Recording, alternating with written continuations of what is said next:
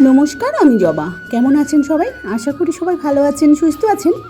আমরাও ভালো আছি। আমার আরও একটি নতুন ব্লগ সবাইকে স্বাগত জানাই। আর এদিকে জানেন, আজকে কিন্তু আমার মনটা খুবই খারাপ। কারণ হচ্ছে আমার 1 বছর হয়ে গেছে চ্যানেলটায়। তো এর আগের বার আরেকটা চ্যানেল খুলেছিলাম, সেটাও কিন্তু 1 বছর হয়ে গেছিলো, কোনো সাকসেস পাইনি। আর এটাও কিন্তু পেলাম না, কেন কি জানি। আমার এমন কপাল খারাপ না, কি বলবো আপনাদের, যে আমি কোনো দিনও আমার মনের মতন আমি যেটা চাই সেটা কোনো দিনই কখনো পাইনি। তো কি বলেন তো, আমি শুধু চাই আমার মনের কথা আর আমি কি কি করি সেটাই আপনাদের সাথে শেয়ার করতে। কি বলেন তো বন্ধুরা, সবার কপালে সব কিছু হয় না, এটা কিন্তু আমার এই যে সামনাসামনি প্রমাণ।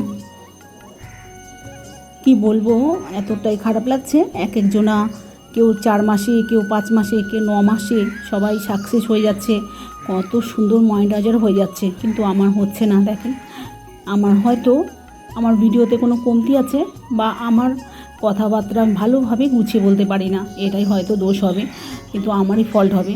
কেননা কেন এরকম হবে বলেন? যাই হোক, আমার মনের কষ্টের কথা আপনাদের কাছে বললাম। আপনারা অবশ্যই আমাকে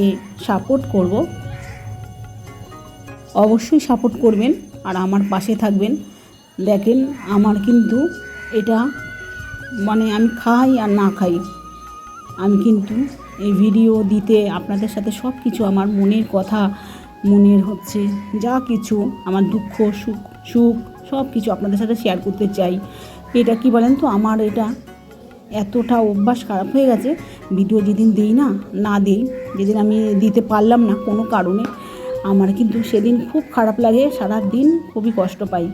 কিন্তু যাই হোক, এই কদিন ধরে আমার বড় মেয়ে আমাকে অতটা ফোনটা দিচ্ছেও না আর ভিডিও করতেও দিচ্ছে না। কারণ হচ্ছে ও হচ্ছে দরকারি কাজে বেরিয়ে যাচ্ছে, আর ওর কাছেই ফোনটা থাকে, আর সব কিছু ওর মন মতোই হয়। মানে ও যদি ফোনটা আমাকে না দেয়, কী করে ভিডিওটা করবো? কেননা আমার তো পার্সোনাল ফোনই নেই, মেয়ের ফোনটা নিয়ে আমি ভিডিও করি।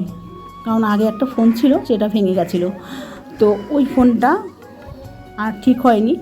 তো যাই হোক, পরে এই ফোনটা আমার মেয়ে কিনেছে, তাই জন্য মেয়ে এখন বলছে যে তোমার কিছুই হবে না, ভিডিও তো হবেই না তোমার দ্বারায়, আর এসব বন্ধ করে দাও, এসব কিচ্ছু হবে না, এতদিন কষ্ট করেছো আর করতে হবে না। তো যাই হোক, আমার এই যে নেট খরচা, এই আমি প্রত্যেক দিন 25 টাকা 30 টাকা করে নেট ভরি, হ্যাঁ, সেই খরচাগুলো এই শুধু এই আপলোড দেওয়ার জন্য, এই ইউটিউবের ভিডিও আপলোড দেওয়ার জন্য। তো এটা কোনো আমি সাকসেস তো পেলাই না, আর শুধু টাকাটা ধ্বংস করছো। তো যাই হোক, আমি কি বলবো বলেন তো, আমার না খুবই খারাপ লাগে এক এক সময় মেয়ের কথা শুনে। আমি বলছি সাকসেস পাই আর না পাই, আমি চাই আমার মনের কথা আপনাদের সব কিছু বলতে। আপনারা তো সকলেই জানেন যে যখন আমার 5 বছর পূর্ণ হয়েছে, তখন কিন্তু আমার মা মারা গেছে। তখন থেকে মা হারা আমি। তা আমার মনের কষ্টের কথা আপনাদের কাছে বলতে চাই। এমন আমার এই চ্যানেলে সবাই আমাকে ভালোবাসবে, এমন একটা আমার মাও হয়ে যাবে। এখন তো হয়তো বলেন, কত মা আছে না, ধরম মা হয়, সেরকম আমার একটা মাও তো হতে পারে না। তাই জন্য আপনাদের কাছে মনের কথাগুলো বলি। কেউ হয়তো আমার কষ্ট দেখে বা বুঝে আপনারা আসবেন আমার কথা শুনে, তো সেটা কিন্তু হচ্ছে না। আপনারা কেউই আমাকে কমেন্ট করেন না, কোনো ভিডিও দেখেন আমার, কিন্তু আমাকে কেউ কমেন্ট করেন না, এটাই আমার সবচেয়ে বড় দুঃখ। আমাকে কমেন্ট করতেন, আমাকে ভালো ভালো কথা বলতেন, আমি কিন্তু খুবই আনন্দ পেতাম। আর আমার যে কষ্ট কত কপালে, সেটা আর ভাবতাম না, কষ্টকে আর কষ্টই মনে করতাম না। কেননা আপনারা যদি আমার পাশে থাকতেন, আপনারা ভিডিওটা দেখেন, কিন্তু আমাকে কেউ একটা কমেন্টও করে বলেন না যে দিদিভাই কেমন আছেন বা বোন কেমন আছো, কেউ কিছু বলেন না।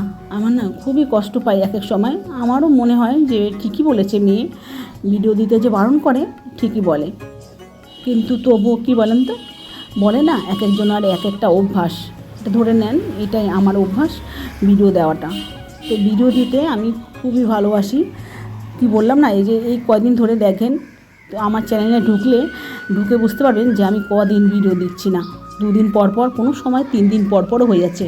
কারণ হচ্ছে মেয়ে ফোনটা নিয়ে চলে যায় আর ফোনটা দেয়ও না, আর ভিডিও করা হয় না। আর এই যে ভিডিওটা করেছি না আর এডিটটা করেছি, এটা হচ্ছে জোর করে ওর কাছ থেকে নিয়ে তারপরে ভিডিওটা করেছি। কেননা আমার না মনে হচ্ছে পেটের ভাত হজমই হচ্ছে না, এতটাই খারাপ লাগছে।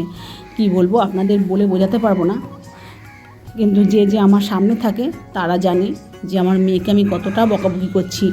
যে আমার ফোনটা নষ্ট হয়ে গেছিলো, 2000-3000 টাকা নিত, ঠিক করে দিতি আমাকে, আমি ওই ফোনটা দিয়ে ভিডিও করতাম।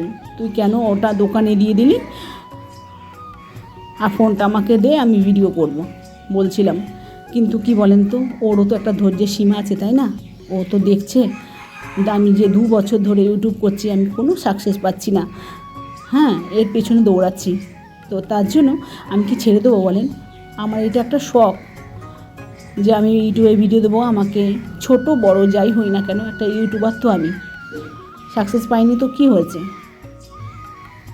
আমার না খুব ভালো লাগে আপনাদের সাথে সব আমার কথা শেয়ার করতে। তো দেখেন, আপনাদের সাথে গল্প করতে করতে আমার কিন্তু সম্পূর্ণ কাজও হয়ে গেল। তাও আমার কথা শেষ হচ্ছে না, এখনও অনেক কথা বাকি আছে যে আপনাদের সাথে বলবো। তো যাই হোক, এই রান্নাবান্না করলাম। সকালবেলা করেছিলাম পাট শাকের ঝোল, ডাল দিয়ে করেছিলাম, মুসুরির ডাল দিয়ে। তারপরে পেঁয়াজি ভেজেছিলাম, ওটা সকালের খাবারের জন্য। কেননা ওরা সকালবেলা ভাত ছাড়া, আপনাদের দাদাভাই ভাত ছাড়া রুটি খাবেই না, তার জন্য আমার ওগুলো করতে হয়। পেঁয়াজি আর শাক করেছিলাম ডাল দিয়ে। আর তারপরে মাছের ঝোল করলাম, আর হচ্ছে ওই পুঁই শাকের ঘ্যাটটা করলাম মাছের মাথাটা দিয়ে। তো খুবই ভালো হয়েছিল রান্নাবান্না, কি বলবো। তো তারপরে সবাই ধরলো যে জবা দিয়ে আলু সিদ্ধ করো, আলু কাবলি খাবো। তো যাই হোক, আমার এই যাটা পাশের বাড়ি, সে আলু সিদ্ধটা করে এনেছে। আর আমার বাড়িতে সব কিছু আছে, মশলার থেকে টক জল থেকে, মানে তেঁতুল থেকে সব কিছু আছে। তার জন্য আলুটা পুরো ধরে আমার বাড়িতে এনেছে। তো সবাই মিলে এখানে আলু কাবলি খাচ্ছি। তো এতটাই ঝাল হয়েছে, আমি যেই লঙ্কাটা আমি চপে দেওয়ার জন্য রেখে দিয়েছি, লঙ্কা ভেজে, সেটাই কিন্তু ও অনেকটাই দিয়ে দিয়েছে। তো এতটা ঝাল হয়েছে কি বলবো।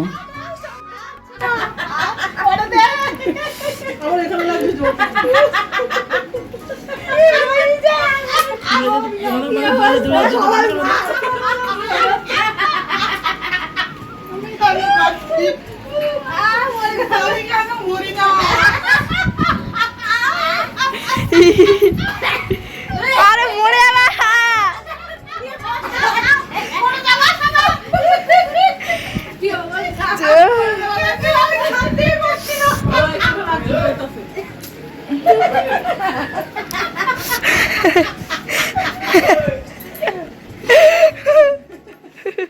জানেন তো বন্ধুরা, এতটা আমার মনে কষ্ট, তবুও দেখেন সবার সাথে কীভাবে হাসাহাসি করে কথা বলছি। তো যাই হোক, এখানে ভিডিওটা শেষ করলাম। দেখা হবে পরবর্তী ভিডিওতে। টাটা বন্ধুরা।